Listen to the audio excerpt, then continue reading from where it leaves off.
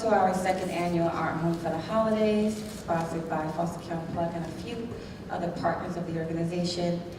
The background behind Our Home for the Holidays was just really understanding the importance of family and bringing holiday spirit to youth in placement, whether it's foster care, group homes, settings. As a former foster child myself, I understand how challenging holidays can be.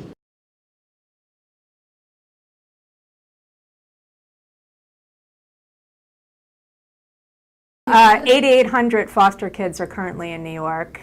So our hope is that children do not age out from us. Our goal is to send children back to hopefully their parents. If they can't go to their parents, our next hope is that they go to somebody else in their family. If that can't happen, our goal is to send the child to another adult who could possibly be an adoptive resource or a permanent resource for the child. There's a lot of other things that we put in place for young people as well. Of course, housing, very challenging in New York City, especially education, vocational training,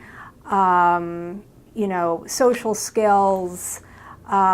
This is something that from the time a child is 14, we really start intensively planning for that those services are offered until the young person is 21. Mm-hmm. If a child isn't connected to other adults, whether it be family or somebody else, and doesn't have the support of a place like Little Flower, all the bad outcomes that you can think of, incarceration, psychiatric hospitalization, homelessness, underemployment.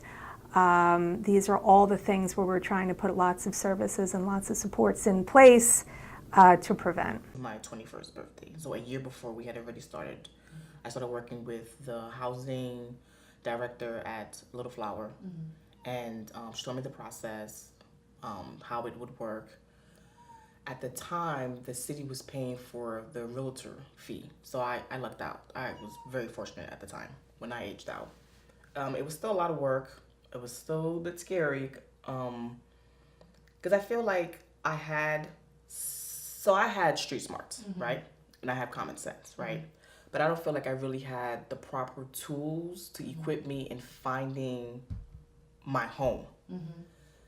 And what I mean by that is, so I'm 21, and in the eyes of the law, I'm an adult, right? There are people who can prey on that, try to take advantage.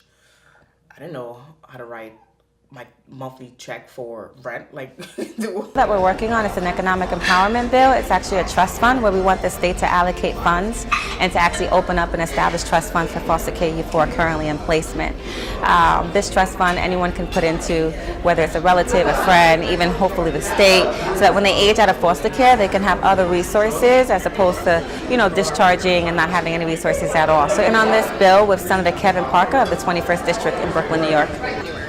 January legislative session opens back up again, which means that they will be calling bills to the floor to vote on to see if they're going to pass. So we're hoping that we rally and we campaign and we use as much platforms as possible to make enough noise to get the bill to hit the floor.